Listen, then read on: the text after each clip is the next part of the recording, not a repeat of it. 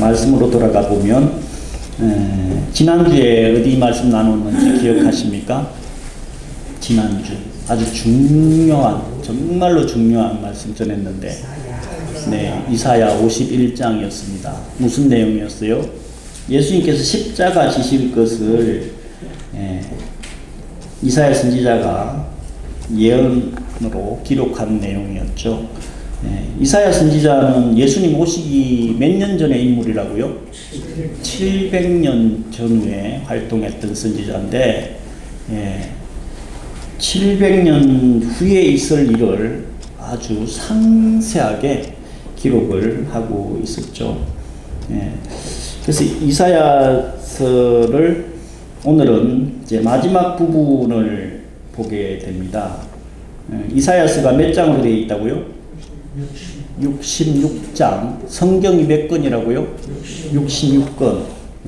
오늘 본문은 몇 장이에요? 65장이죠.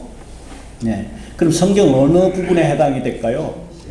네, 계시록 부분에 해당이 됩니다. 그것도 아주 상세하게. 그래서 이사야서 시작은 뭘로 시작을 했냐면요, 범죄한 이스라엘을 심판하겠다. 심판하겠다. 범죄한 이스라엘. 성경책 제일 앞이 뭐예요? 창세기. 창세기 시작할 때 누가 범죄했어요? 창세기 제일 앞부분에 누가 범죄했어요? 아담. 뭘로 범죄했어요? 선악과 따먹었잖아요. 선악과 따먹으면 어떻게 된다 그랬어요? 결단코 반드시 죽을 거다. 그래서 이사야서 시작은요, 창세기에 해당되기 때문에 이스라엘 민족들의 죄악상이긴 하지만, 성경 제일 앞부분에 해당되는 반드시 그 죄에 대해서 심판할 거다라고 시작을 하고 있죠. 근데 하나님은 사랑의 하나님이시고 은혜의 하나님인데, 그 하나님께서 직접 창조한 인간들을 멸망시키시면 우리가 믿는 하나님이 아니라고도 볼 수 있잖아요. 그래서 하나님의 은혜로 이사야 7장 가서 뭐를 또 약속하고 있어요? 뭘 약속했냐면요, 창세기 3장 15절에 약속하고 있는 내용이 뭐죠? 여자의 후손, 처녀를 통해 가지고 구원해 주겠다. 그 내용을 또 아주 상세하게 기록하고 있는 장이 이사야 7장이잖아요. 지난번에 봤어요. 그리고 이 2주 전에는 몇 장을 봤냐면요, 40장, 41장. 무슨 내용이었어요? 위로하라. 내 백성을 위로하라. 위로 중에 가장 큰 위로가 뭐라고요? 구원해 주겠다. 메시아를 보내주겠다. 하나님께서 너를 위로하겠다고 말씀하고 있잖아요. 그래서 그 위로의 하나님을 나누었고요. 지난주에는 너무너무 중요한 이사야 51장, 예수님께서 십자가 지실 것을 말씀을 700년 전에 하셨고 그대로 또 성취가 됐습니다. 그러면 이제 남은 게 딱 하나 있어요. 뭘까요? 재림입니다. 예수님 다시 오시는 거예요.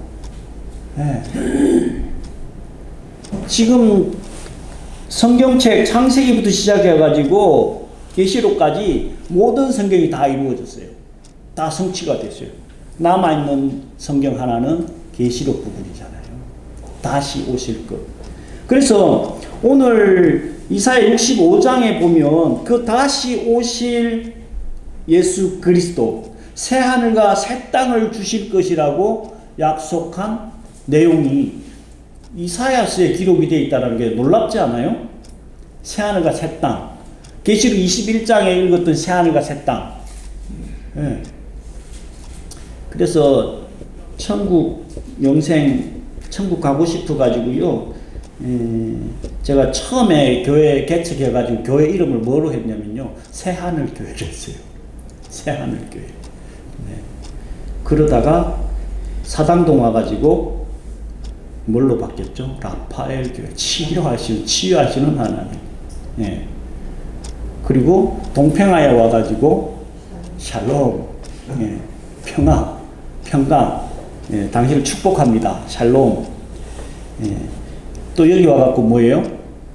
마라나타 샬롬. 마라나타는 무슨 뜻이에요? 주 예수여 어서 오시옵소서. 성경책 오늘 안 읽었는데 계시록 제일 마지막 성경책 제일 마지막이 주 예수여 어서 오시옵소서. 예, 마라나타. 예, 그렇게 해서 성경이 마무리됩니다. 자, 오늘 이사야 65장에 보면 다 읽지 못했지만 1절부터 12절 앞부분에는요, 패역한 이스라엘을 다시 심판하겠다. 여기서 패역한 이스라엘은요, 사단을 의미합니다.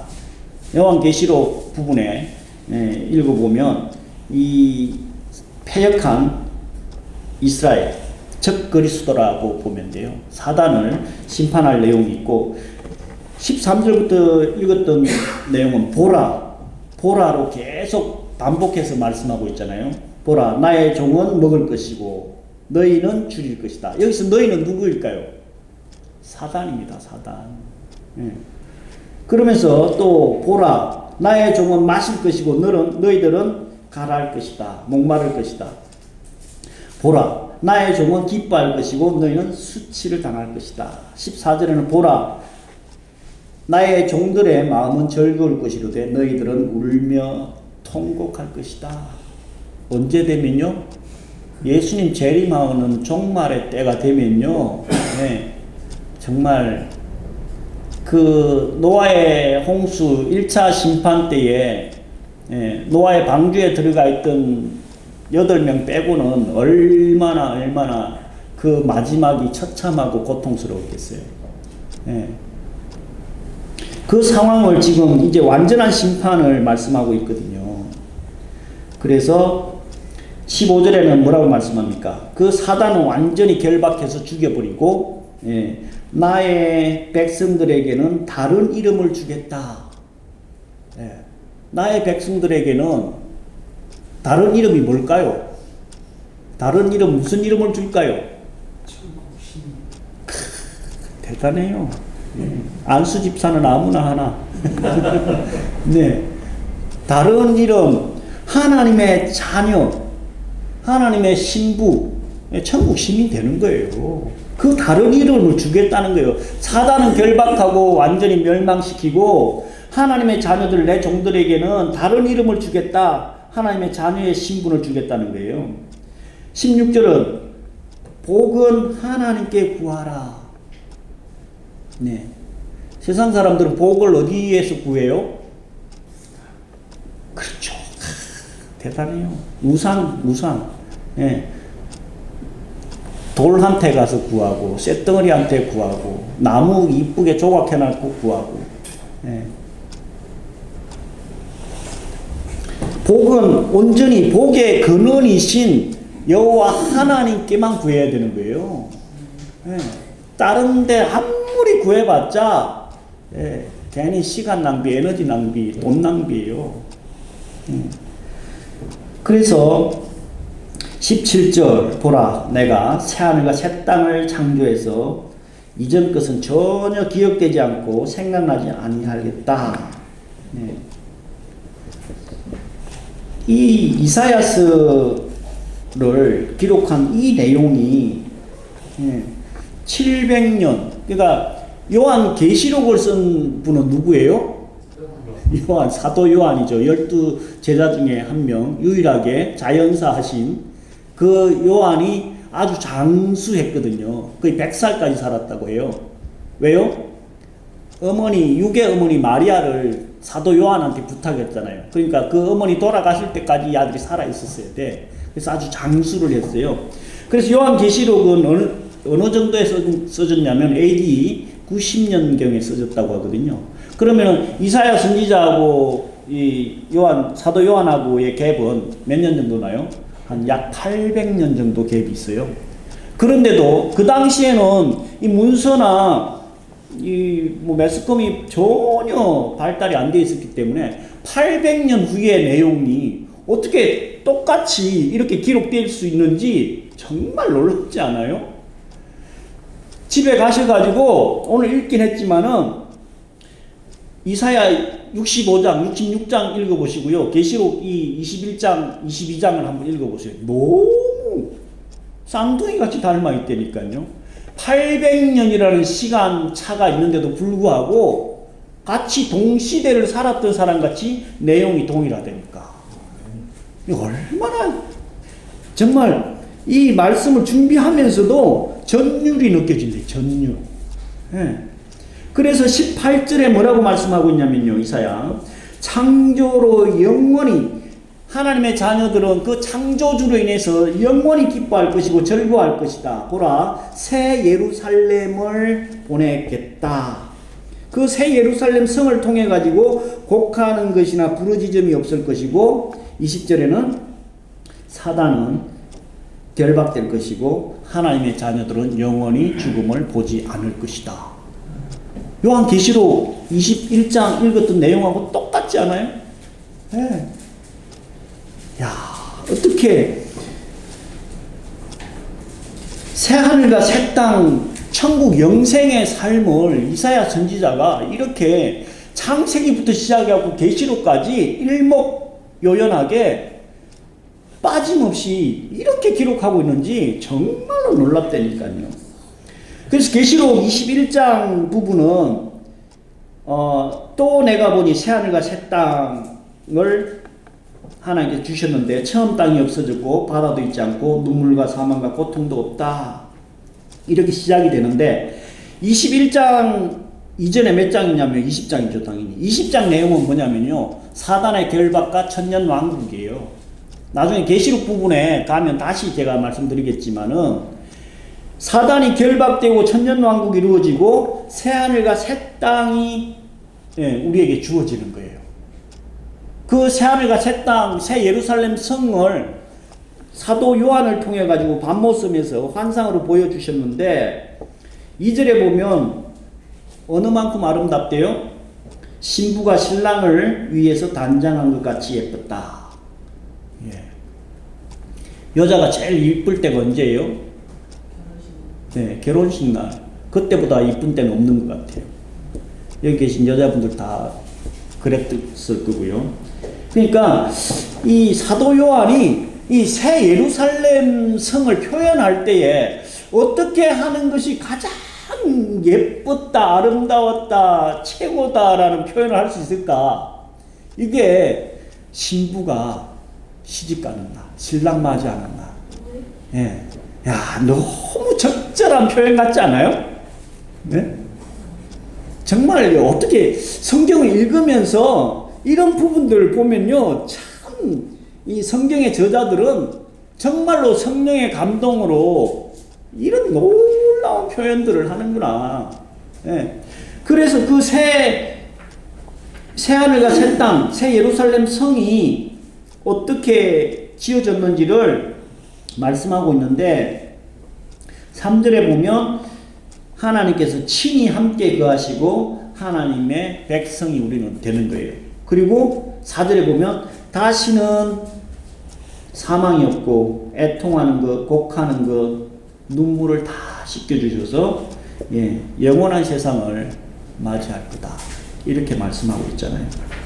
그래서 하나님께서 완전히 만물을 새롭게 재창조 해서 우리에게 선물로 다 주신다는 거예요. 그래서 6절은 다 이루었도다. 알파와 오메가요. 처음과 끝이다. 처음은 언제예요? 창조.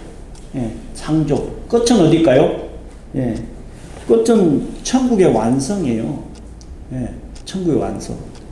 그래서 하나님께서 천지 만물 창조하셨고 그 마지막 끝은 천국의 완성을 말씀하고 있는 알파와 오메가다. 그래서 7절에는 이기는 자는 유업으로 상속으로 받을 것이다. 상속은 누가 받아요? 99% 다 자녀들이 받잖아요.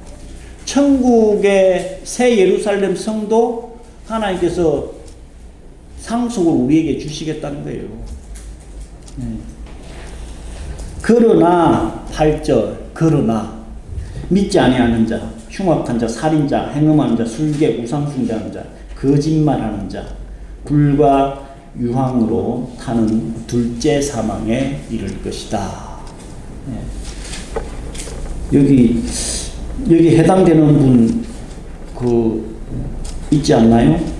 믿음 없는 사람들, 흉악, 살인, 행음, 술객들. 술객들이 누구예요? 점쟁이들 이야기하는 거예요. 우상 숭배자들.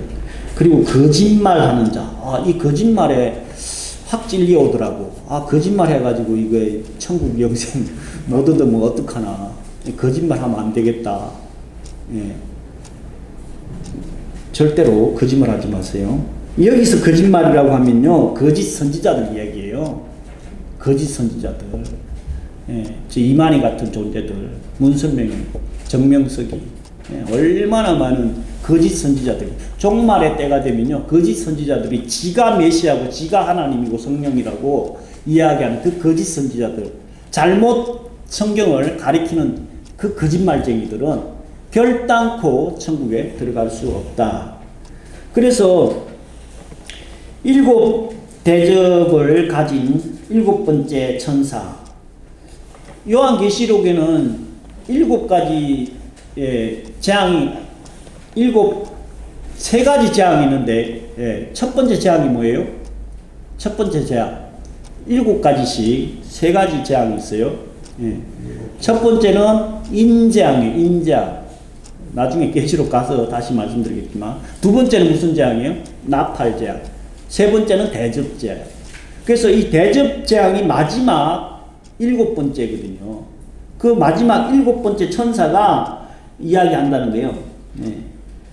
그 어린 양의 신부를 우리에게 보내주는데, 그 어린 양의 신부가 10절에 보면 거룩한 성 예루살렘 성이다. 우리는 나중에 어디 가서 살게 될까요? 예루살렘, 새 예루살렘 성, 어린 양의 신부. 거기서 살게 되는데, 11절부터 27절까지 우리가 읽었는데, 이 새 예루살렘 성의 크기와 재료를 쭉 말씀하고 있어요. 뭘로 만들어져 있어요? 12가지 보석, 12가지 문, 12지파, 12사도를 상징하거든요. 그래서 그 12가지 보석으로 장식이 되어 있는데, 16절에 보면 새 예루살렘 성의 크기가 나옵니다. 얼마나 클까요? 네모가 반듯해서 장과 광이 똑같다. 그러니까 가로 세로 높이가 똑같다. 가로 세로 높이. 정입방체라 그래요. 정입방체. 그 정입방체 크기가 얼마냐면 12,000 스타디온. 12,000 스타디온이, 그러니까 이 스타디온이 그 어원이 뭐냐면요, 스타디움이에요. 스타디움. 잠실 스타디움 만들어 보셨죠? 그러니까 그 스타디움 하나 크기가 1 스타디움이에요. 그럼 12,000 스타디움 하면 크기가 얼마나 되겠어요? 12,000개의 스타디움이 있는 거예요. 그래서 이게 정확한 크기는 사실 그 학자마다 다 다른데, 약 2,500km 정도 될 것이다. 2,500km. 2,500km 내외가 될 것이다. 그럼 서울하고 부산까지 거리가 얼마예요? 400km죠. 그러면 새 예루살렘 크기가 2,500km 정도 되면 길이로 막 어마어마하게 크겠죠. 어마어마하게. 근데 이 앞에 뭐라고 했어요? 가로, 세로, 뭐도 같다고? 높이도. 높이도. 우리나라에서 제일 높은 빌딩이 무슨 빌딩이에요?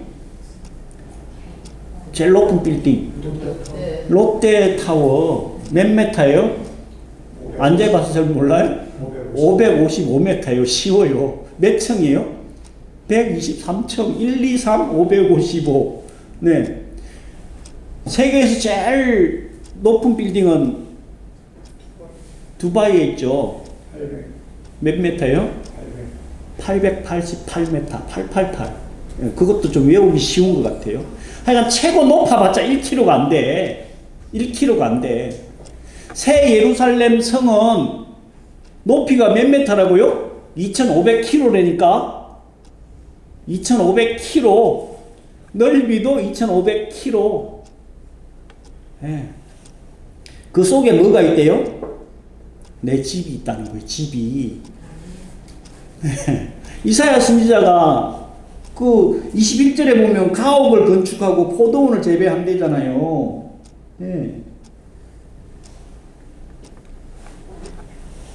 그러니까 이 새 예루살렘 성에 사는 사람이 있고요. 천국에 가면 성 밖에 사는 사람도 있다는 거예요.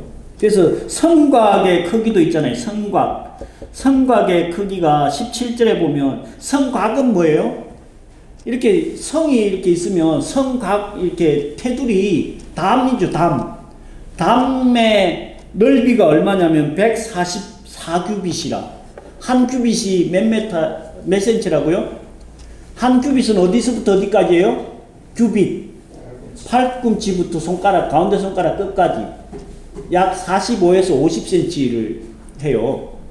예. 사람 크기에 따라 다르겠지만 50cm로 보면요. 몇 메타 정도 되냐면요. 70m 정도 돼요. 성곽의 두께만 70m. 예. 그 안에 새 예루살렘 성이 있는 거예요. 예.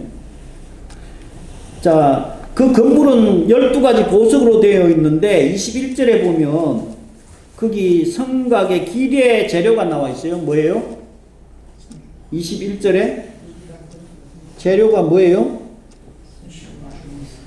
예. 천국의 성의 그 길은 뭐냐면요. 정금으로 되어 있대요. 18K? 14K? 아니요. 정금 24K 99.99% 천국에 하나님께서 만드시면 99.99%가 아니라 100% 정금으로.